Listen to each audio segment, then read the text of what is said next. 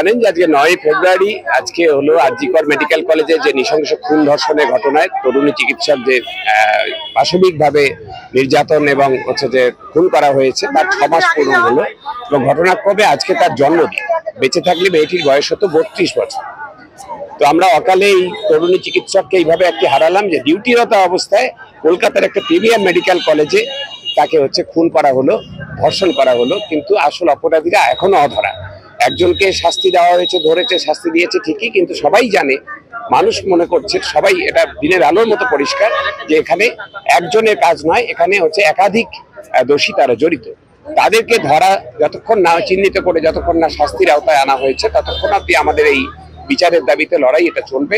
সারা বাংলায় চলছে, রাজ্যের বাইরে, সারা দেশে এবং হচ্ছে দেশের গণ্ডি ছাড়িয়ে সারা পৃথিবীতে এই আন্দোলনের ঢেউ পৌঁছে গেছে এবং যতক্ষণ না সুবিচার ছিনিয়ে আনা গেছে ততক্ষণ অব্দি আমাদের এই রাস্তার লড়াই চলবে।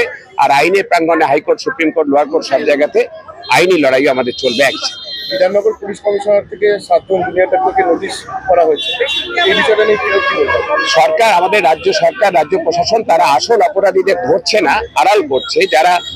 যাদের এগেনস্টে মলেস্টেশনের অভিযোগ আছে, তোলাবাজির অভিযোগ আছে, তাদেরকে ধরছে না। অথচ যারা আন্দোলন করছে, যারা প্রশ্ন তুলেছে, যারা দুর্নীতির বিরুদ্ধে কথা তুলছে, তাদেরকে নানানভাবে হয়রান করার চেষ্টা করছে। তারা কখনো সিনিয়র ডাক্তারদের ডেকে পাঠাচ্ছে, কখনো তারা লালবাজারে সমন করছে, কখনো সল্টলেক ইলেকট্রনিক কমপ্লেক্স থানায় হচ্ছে যে ডেকে পাঠাচ্ছে, কখনো উই ওয়ান্ট জাস্টিস বলার জন্য কাউকে গ্রেপ্তার করে নিয়ে যাচ্ছে, কখনো হচ্ছে যে বাজে ভুয়ো অভিযোগ, মিথ্যে অভিযোগে তাদেরকে হচ্ছে থানায় ডেকে হয়রান করার চেষ্টা করছে।